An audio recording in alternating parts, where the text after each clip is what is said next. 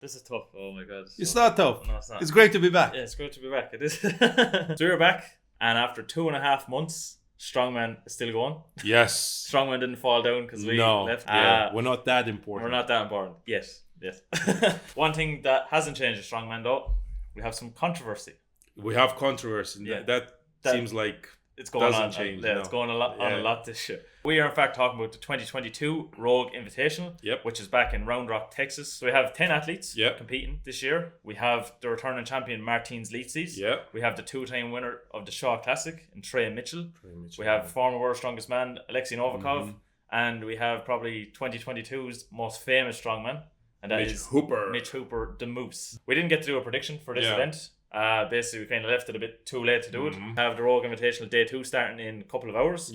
So basically, we're going to do a synopsis of the first day. We're basically the number one. We're a bit late, but it's okay. Yeah, we're a bit late. It's better to do it than not. So the first event that we had of the entire competition was the deadlift. In fact, it was a tower deadlift, is what it was known as. Me being me, I have a bit of criticism. The equipment looked good, but the setup, again, like there was a beam in front of the camera, and you couldn't see that well. I'm a big fan of like being able to see everything. Yes, and I think that's the only sort of criticism that I can give towards the equipment. It looked very impressive. The weight was 409 kilos, I believe, 900 pounds. Yeah, 900 pounds. So 60 seconds max reps. Like you were saying, it was a massive kind of setup. Looks good. That's always the way to be. Strongman is a big sport, so make it look big. So we had the winner. It was Pavlo Nakanichny. So the young Ukrainian winning it with 12 reps. 12 reps. He could have done probably 14. He looked very impressive, and he looks very ripped. Very big. Very ripped. Wide, probably wider than me when I was competing. That's big. He's a big boy, but it seems like he lost again. Some people tried to say in previous videos that he didn't lose anything. Like he did. He's not 180 anymore. He's around 170, maybe even less. Compared to what he was in Giant Slide last year. It seems like he thinks that he needs to be in that body weight to perform better at strongman, and maybe he's right, and he's performing better. He even won Giants Live competition this year, so it's kind of working for him. So then in second place, then we had Trey Mitchell. He's obviously after helping with his grip, like we did at see in the Shaw Classic this year. And then in third place, we had Martins LICIS. So a guy that's always working on his squat and his deadlift. It's always, even with he's working with Squat University. He does. He does.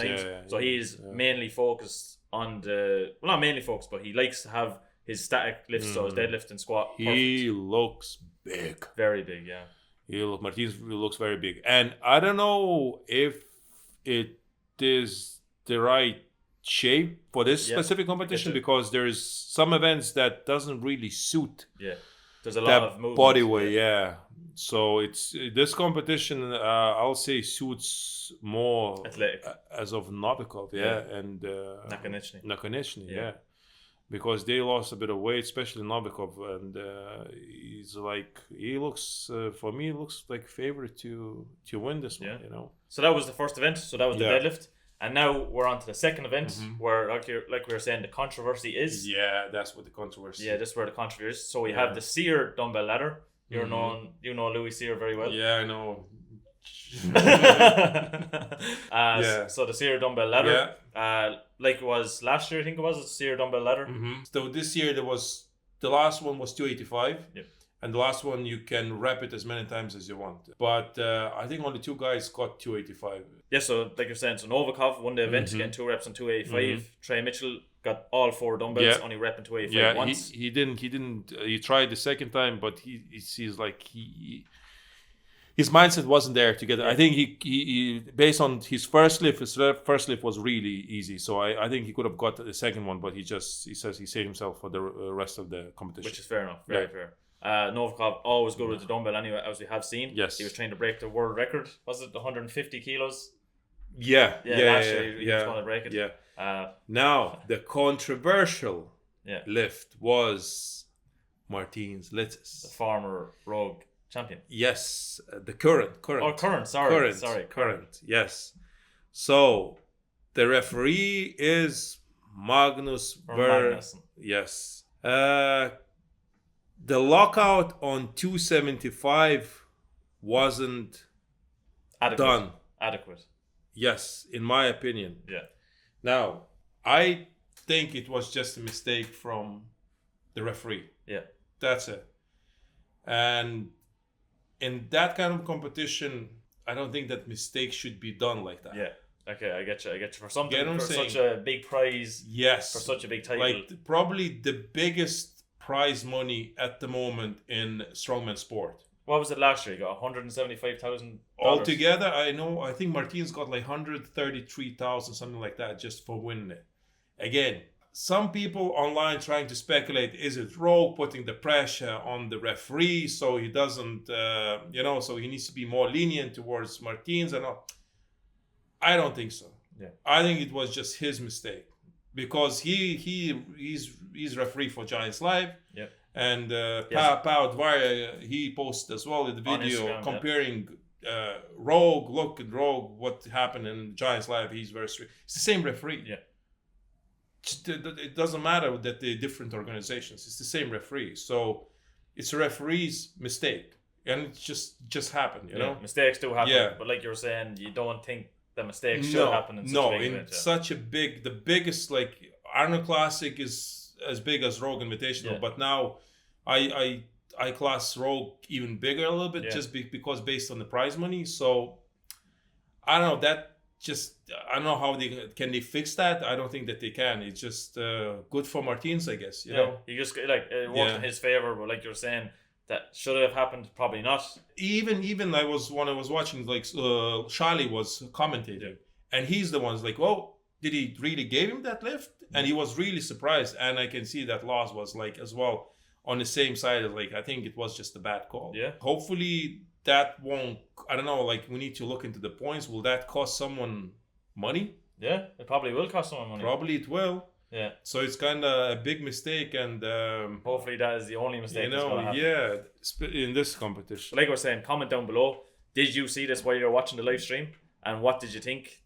Like a lot of people are saying it is a lift. Some people are saying it's not a lift. No lift. No lift. I don't know how you're gonna. Again, there's no way to spin that. No way. Like it wasn't. There was no control.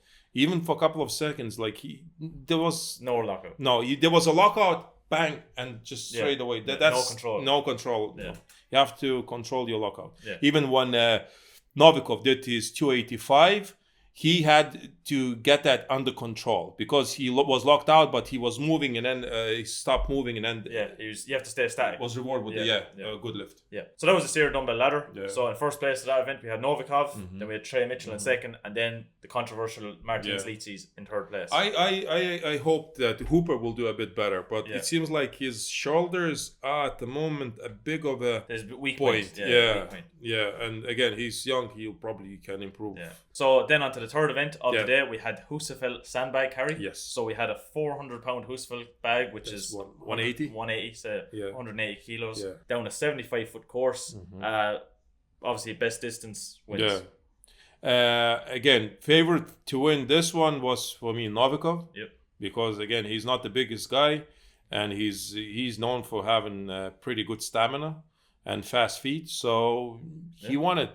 Didn't really surprise me and probably anyone else. Yeah. So like the hardest bit of it, like a real Husafell, like you were saying, is picking it from the ground. Yes, that was the hardest part, just to pick it up, and because it's moving, it's not settling, and in a way, if it wasn't, you're wasting so much energy getting the position and trying to get as low as you can on the stone. It's not easy. It's not like you picking up off like some sort of a platform or a box, so it's way easier. But with this one, it's way harder. And I think if it was a better pickup, the results could have been even better, And now, again, going back to Martins. Yeah. Martins gripped the Husafell bag, sideways in a way. Yeah. He thought it's a good idea. I don't know. You were just saying is like you just think as low as you can. Yeah, and pick it up because it doesn't put that much pressure on your diaphragm, and like again. So you're basically saying try to get as high on your chest as possible. Yeah, but that's the way I was doing always. I was trying to grip it low and just had that in that position. But again, Novikov seemed like I think most of the strongmen had that way of picking it up the back. I think it's like a more universal way of doing it, if you know what I mean. Mm-hmm. Is it something you try during the day of the competition? Yeah. I don't think so. I don't know. I think it was just a bit of a mistake. But in the moment, he thought that's a good idea, and that's the way he's supposed to do it. And I think it backfired on him. Yeah. So for the Husafell sandbag carry, like you were saying, the more athletic guys in the field, it kind of favoured. Like you're saying, Mitch Hooper, very athletic. Yeah. He came first, and then Novikov in second, again very athletic, and then Nakanichny, who were saying kind of. Yes, again he lost the size. Yeah, but it's after favouring. Yes, he's after favouring him. Yeah, this whole competition now is favouring more athletic guys and not like brute static strength guys. You know, they're trying to nearly bring CrossFit. Yeah, a little bit. Yeah. So basically, that was the first day of the 2022 Rogue Invitational.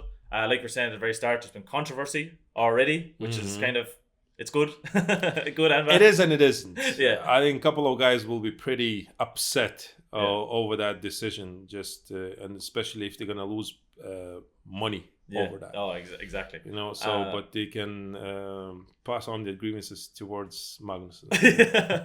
Yeah, so like we were saying, first day is over. So we had some controversy already with Martin's LICIS. We've had 3 very good events. Yeah, like we were saying, very good events, hopefully, unlike the deadlift, we might see the whole event from now on. Mm-hmm. And as well as that, we've seen that they got insane amount of views. Yes, 385,000 views is what's shown on YouTube, which is incredible. There was constantly about like 20 or 30,000 watching it. Yeah, which in is the moment. Yeah, it's really good. It was what 7 hour. 7 hour live stream. Yeah, very good. And like we were saying before, it's free. Yes, that is the most important thing. Is that for strongman lovers around the world? Yes, YouTube is universal around the world, and everyone can watch it for free, which is brilliant. Yeah. Obviously, your time differences and stuff like that, but that's something very small. It wasn't a very big issue though. If you're a true fan, I stayed awake. Yeah, I watched. I did. So comment down below and let us know. Did you watch the event? How much of the event did you watch? Did you say up all night like you were saying and watch the whole thing? I watched the whole thing. Yeah. Leave predictions down below. We didn't get to do predictions yesterday, but say after your first day, who do you think is going to win? Let us know in the predictions down below. So I think for the win.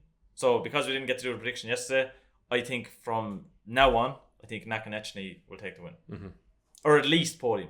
At least podium. I think Trey will win. Trey win it outright. I think Trey will win it. Very good. Now, the only concern I have about Trey is arm of arm. Yeah. But with Trey, when it comes to that, it's hit and miss. Yeah. And I don't know how, like, the event, the whole equipment looks pretty impressive. Very good. Yeah. Rogue is always, Rogue is top class. They're class. On the ball when it comes to making the equipment for strongman competition and CrossFit competition. Yeah. So they're probably the best in the world and for years now. So I think Trey will win this one, and I hope he will. Yeah, I hope so too. So like you're saying, comment down below. I know it's been 2.5 months, and basically I know the views, and I know everyone's probably not going to get as much as they used to get on it, but we'd like for you to comment as much as you can. 2.5 months is a long time. We haven't been able to talk to subscribers, and I want to be able to talk to them as much as I can, especially over this weekend, the long weekend that we have. If you haven't already, like the video. Liking the video helps us more than you can think. And if you're new to the channel, press the subscribe button. You basically keep up to date with everything with Lalas Brothers. And we want to get to that 5,000 mark. It's so close. 2.5 months ago, we're so close to it. And I need to get there. Life just happened, and it happens. But we need to get there. And like we were saying, if you are subscribed already, press the bell icon. It'll keep you up to date with everything that's Lalas Brothers. But like always, we'll see you in the next video. And don't forget to comment. Peace out.